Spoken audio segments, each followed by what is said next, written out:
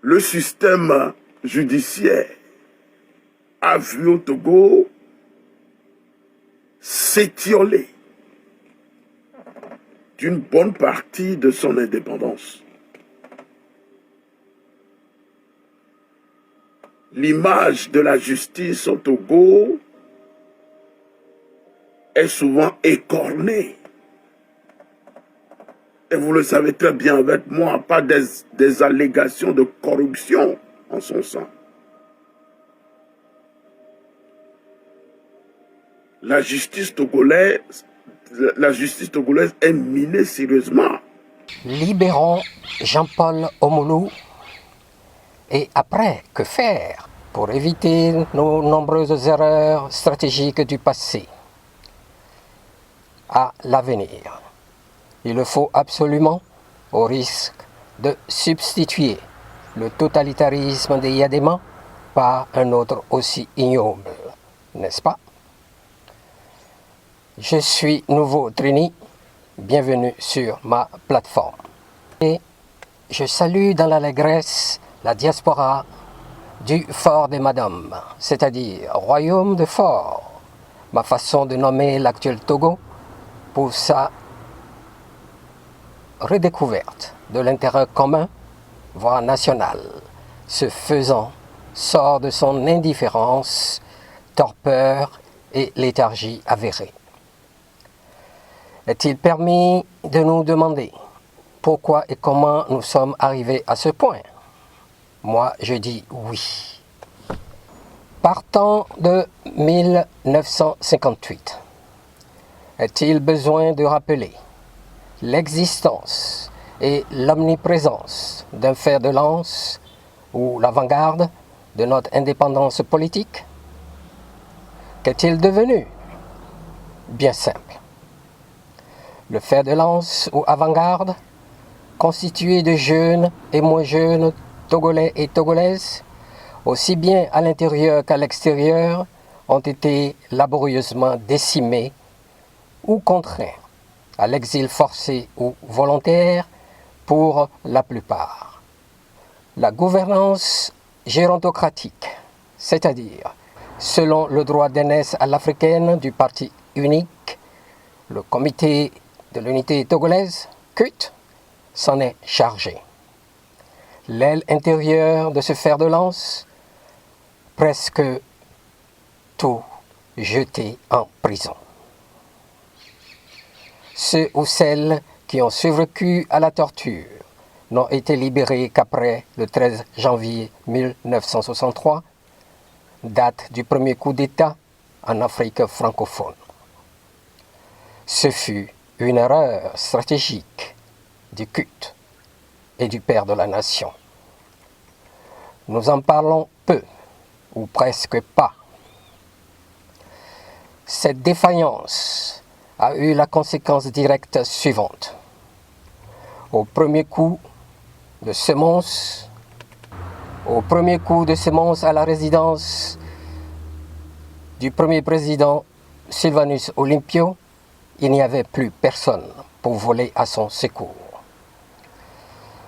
Demandons-nous pourquoi son ami et compagnon du groupe de Morovia et Casablanca, Ahmed Sékou Touré, a pu résister à toutes les tentatives de déstabilisation de son régime.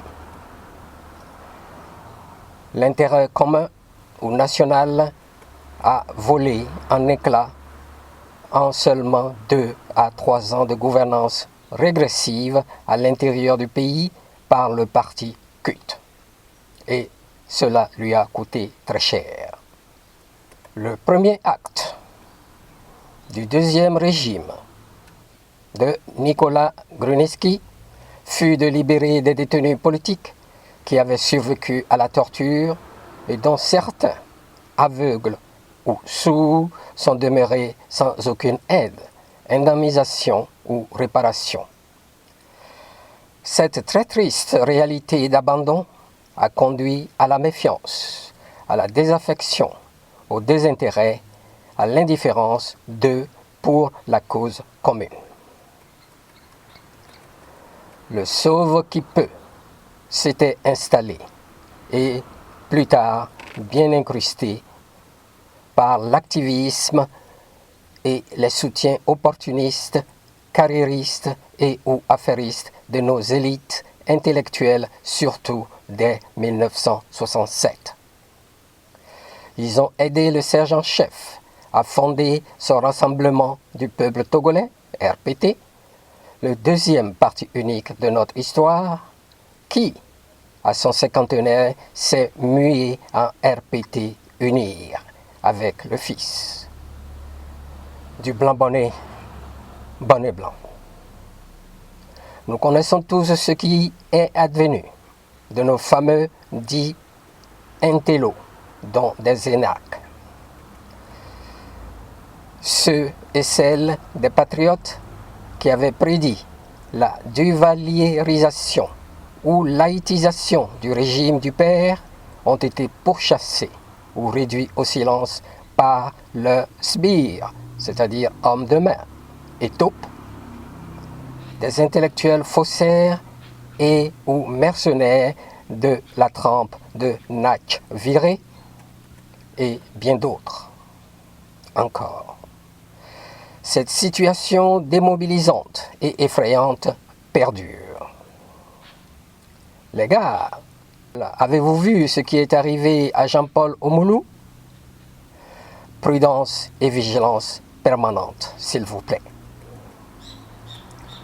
En bref, la béatitude politique devient de mode. Le fils n'a fait que parfaire cette redoutable machine à terroriser, torturer et tuer. La mise en coupe réglée de l'administration du pays, avec l'aide des agents extérieurs, diligentés par la Marianne en franco-africaine et haute puissance occidentale, a émasculé et inféodé nos institutions d'État et privées. Du malheur de Jean-Paul Omoulou sort du bien, l'union et l'unité de la diaspora à travers le monde et de la majorité de la jeunesse non encore achetée ou non baillée pour une action commune salutaire. La libération de Jean-Paul Omoulou et d'autres détenus. Du jamais vu depuis 1963. Et après, que faire? La prudence commande qu'il faut analyser les forces en présence et parmi elles identifier ou réidentifier nos possibles alliés. Évaluer le rapport de force, s'occuper à mettre à jour ou combler nos points faibles.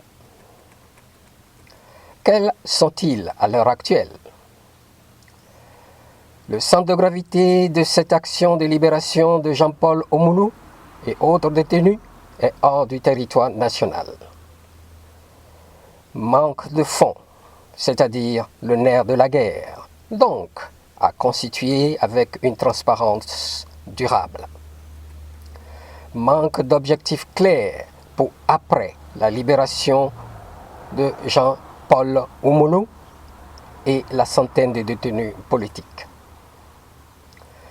Allons-nous continuer à donner dans la prière comme divertissement, à compter sur des politiciens et politiciennes au rencard et à nous cacher dans les plis de la soutane immaculée de la nonagénaire, l'éminence Monseigneur Boudreau, dont comme vous je respecte l'engagement? Pitié, vu son âge.